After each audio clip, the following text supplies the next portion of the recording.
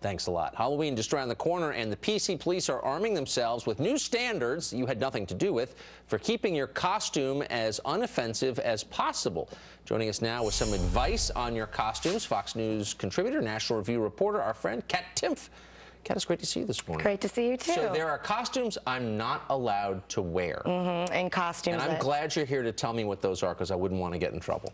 Right. Well, they made a lot of suggestions for costumes that you should wear instead, too. Okay. So it wasn't all negative. Okay. Except they were horrible. Let's get to the verboten ones first. What are the super naughty costumes, according to the Obama people? Anything that's, you know, cowboys and Indians, Native Americans, anything that's a culture different than yours. Oh. Stuff like that. Dreadlocks, anyone mentally ill. And the problem with that is, you know, what about like a serial killer costume or murder? I'm pretty sure the Scream dude probably mentally ill, right? Yeah, so homeless costumes are out? Yeah, anything. You know, I was Pocahontas for Halloween when I was 7 years old, and now I'm worried that if those pictures ever surface, I can't run for president anymore. I think this may be my favorite. Imprisoned person costume. So yeah. that's what we're calling convicts now? Imprisoned persons, I guess. Persons of imprisonment? Persons of imprisonment, right, yeah, persons of imprisonment. So I guess Orange is the New Black is out. Pretty much anything's out. You can basically go as yourself or an inanimate object, as long as that inanimate object is not in a culture outside of your own. So the idea, that's exactly right. The idea is you can't appropriate the culture to which you don't belong. Right, exactly. Culture. No, not any culture at all. Can I ask an obvious question? Who makes these rules? It feels like they're made in a small room deep beneath the pavement here in New York. Well, that's where the internet people live, actually. They live underground, getting upset in their mom's basements. Right, exactly, because a lot of people don't have time to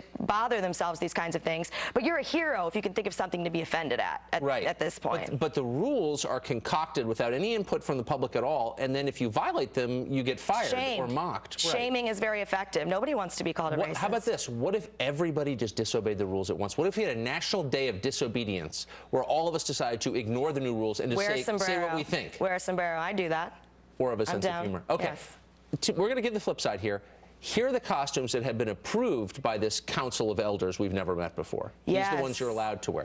Hamburger buns on your butt? Yeah, that is actually a very feminist costume because it's protesting the way that hamburger companies objectify women in their ads. So you put hamburger buns on your butt. I would not want anyone with hamburger buns on their butt in my house because, like, there's crumbs. They're going to be leaving crumbs everywhere. Totally agree. Do they not think about the logistic problems with this costume? It's idiotic enough, but come on, nobody wants crumb Take a lot of Velcro to get them to stick. And what about microaggressions? What does that mean? Yeah, to tape actual microaggressions, like words of little mini insults to your body. And that way someone will be like, hey, what are you doing? And you get to sit there and start a conversation with them about social justice. I don't know what kind of parties these people are trying to go to, but if I threw a party and there was someone there walking around telling all my guests they were racists, I'd be like, you gotta go. Now, here's my question. Who put self-serious, pompous, ignorant children in charge of everything? Exactly. When did that happen? I don't know. It's been happening more and more. I think with the internet and with social media, people can just say, oh, this is offensive, and everyone sees it and they say, oh, it is. I better not do that. I better not do that. And it's just turned into a thing where I would be scared to dress up for Halloween. Anywhere near a camera. Okay, well, we're gonna start, not on today's show, but a future show, today, this country's day of disobedience. Nice. Where you get to ignore all the rules. In the meantime, it's great to see you. Great to see you always. Thank you. Be sure to read Katherine's articles on this topic at nationalreview.com, but I bet you did already. You should.